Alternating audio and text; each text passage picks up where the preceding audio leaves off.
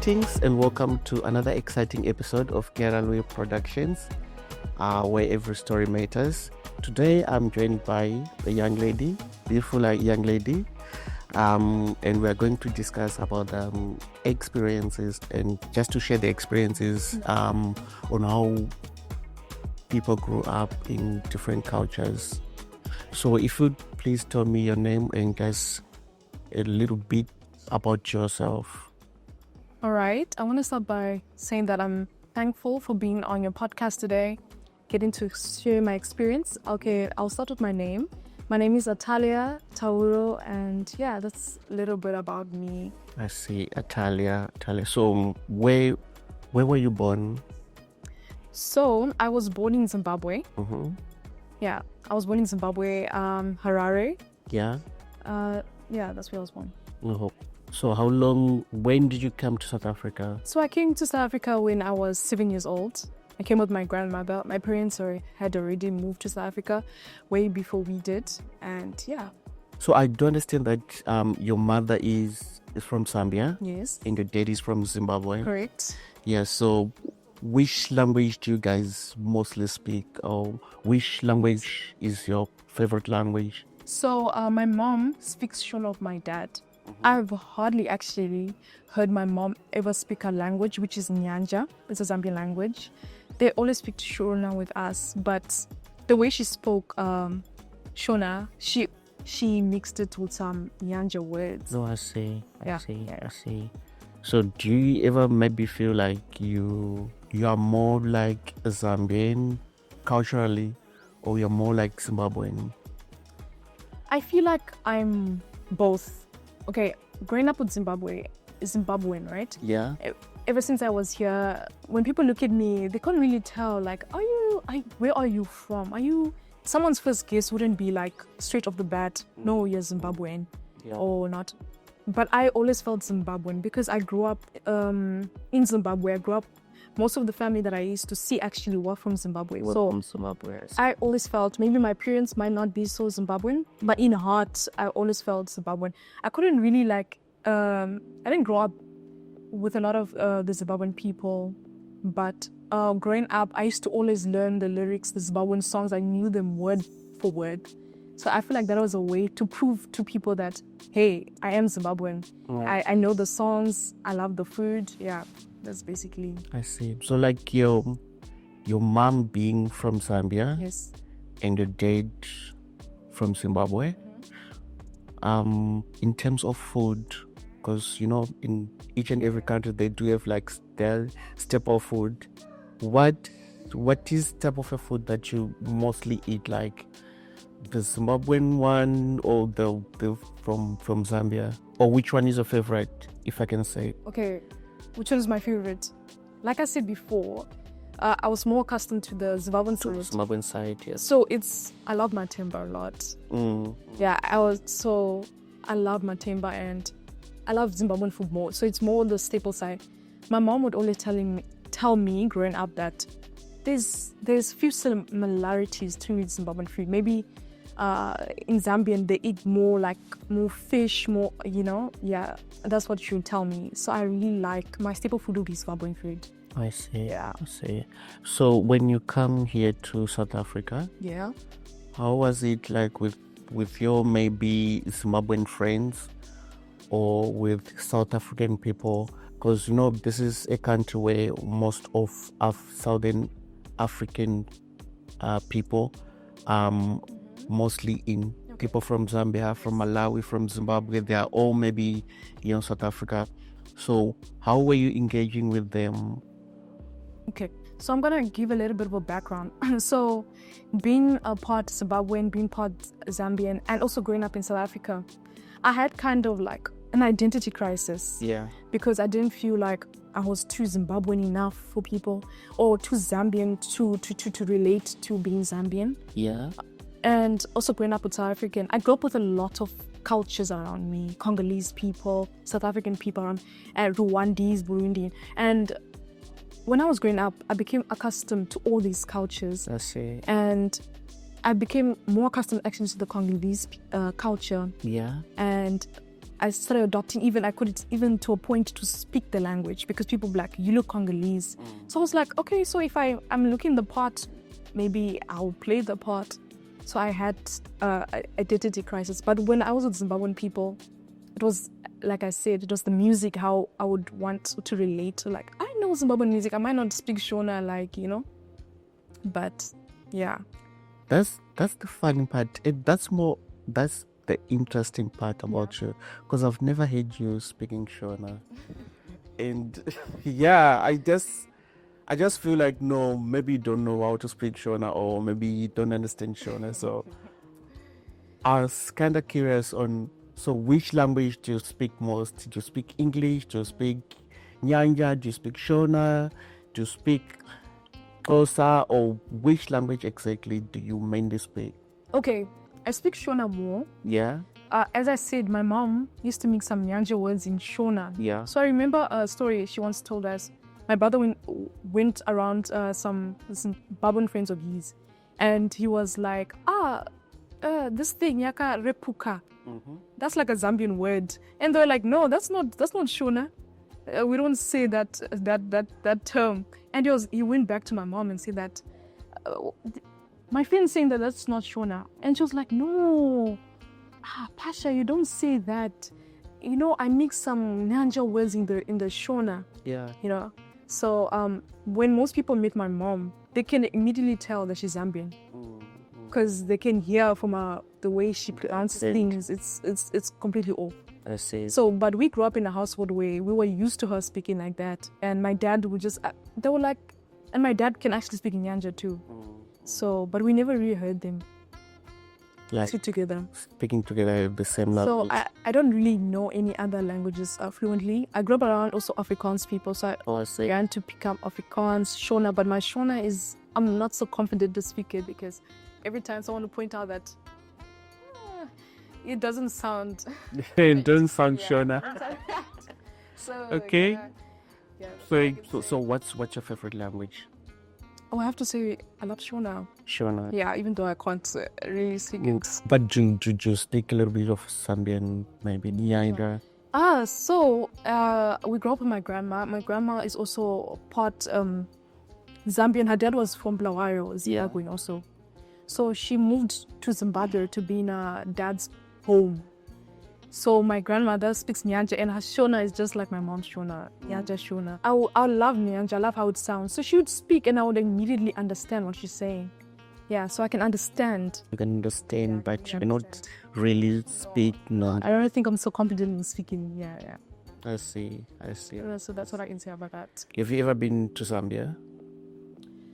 No, I have not been to Zambia, but hopefully I would love to visit soon. But most of my siblings have visited Zambia.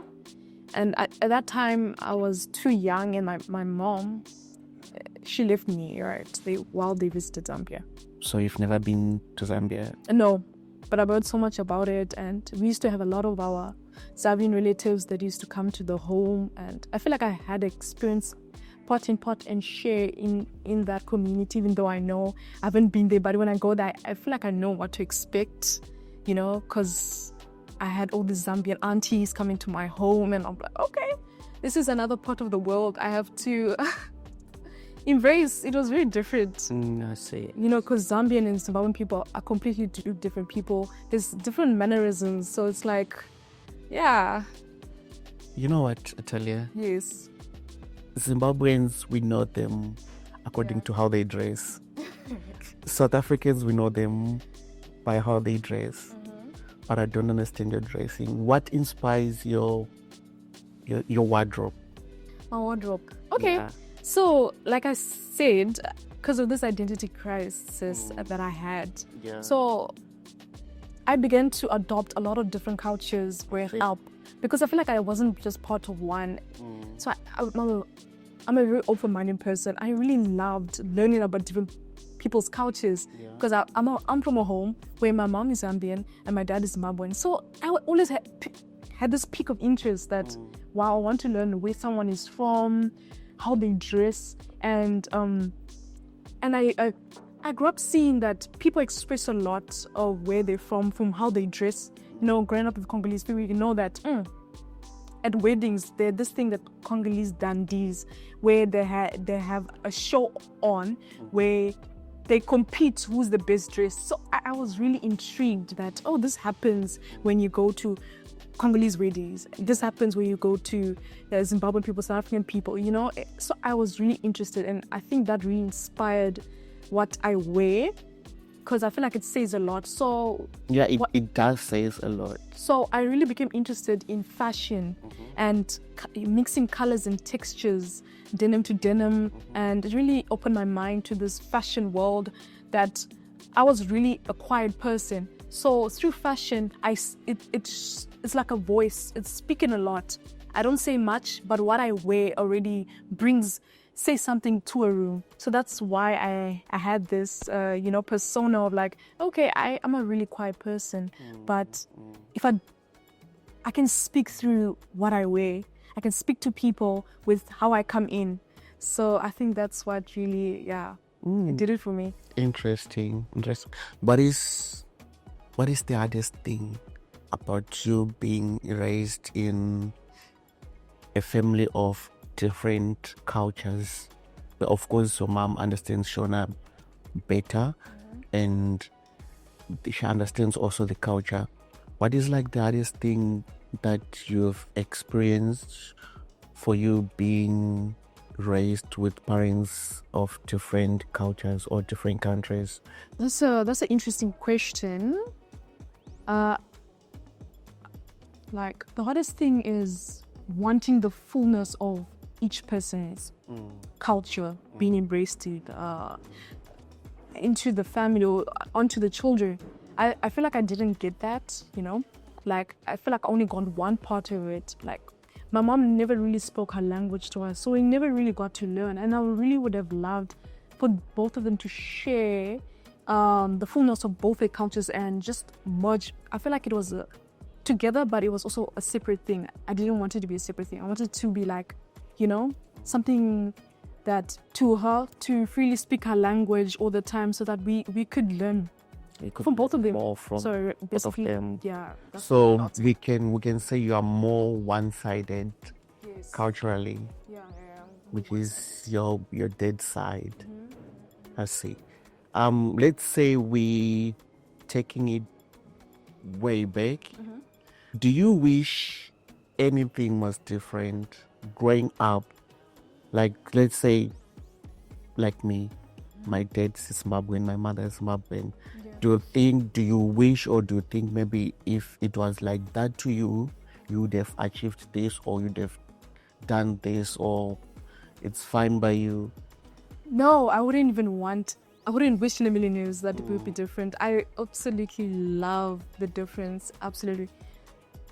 I don't know what, it's very unique to me. Even growing up myself, it's such a unique experience to have such an experience.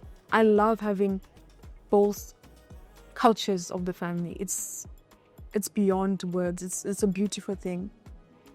Knowing that I can go to Zimbabwe, I can go to Zambia, that it's two in one, basically. I absolutely love it. So you've seen your aunties and other relatives in Zambia. Yeah. Do you feel connected to them? Yes. Do you feel like you belong to their culture and everything?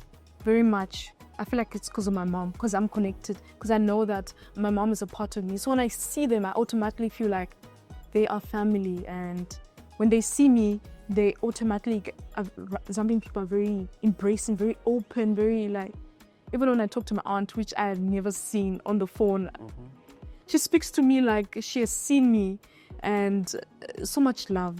So she makes me already belong. I have never seen my aunt from her side, but every time she calls on the phone, and she's like, and we automatically just click. I see. Yeah. See. Do you have maybe like a certain, what do we call it? A word or a phrase of Nyanga that you like most? No, just Because of them, you understand it. yeah. So there must be something about it that you love the most, or that you like the most. Like in Shona, there are some words that we just say that we like to vibe with or to say?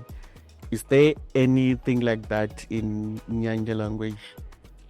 Like, there's just this word I remember my grandma just says, I don't know if it's even a Nyanja word. She'll be like, ini ashua wera kuno. And I'm like, huh? It sounds very Zimbabwe, like kuno, you know? Yeah, even Imi, it also sounds... Yeah, like the phrases, you know, like there's phrases in African phrases like or ah. So you're like, me, you know, like she'd say, I would really like it. It makes it so funny and humorous when she starts saying those phrases or something happens. I'll be like so interested every time she's on the phone. It's yeah, I feel like those are the phrases. I see. So, well, Natalia, thank you so much for sharing your experience and also for taking the time just to be here with us to talk about the multicultural experiences. And I'm so honored and I'm so grateful that you've agreed to sit down and discuss about this with me. I thank you so much about that. Thank you. I'm grateful that you have me here sharing such an experience, and hopefully people can relate to what I'm talking about, especially the people who grew up in a home like mine. And you asking me these questions, you're helping me to relive these moments that I've been wanting to talk about with people, especially who have been wondering, like, you know, how does this happen? Just a story over when someone asked me, how does Zambia and Zimbabwe happen? Like, it was a general concern of that person, like, no, why did your parents do that? But I feel like the love for each other transcended the culture and, you know, and something they brought to us. And look, I'm here now, and thank you. Thank you so much. Pleasure. All right. Thank you so much for being here with us at Kiara podcast, where every story matters. So until next time, bye for now.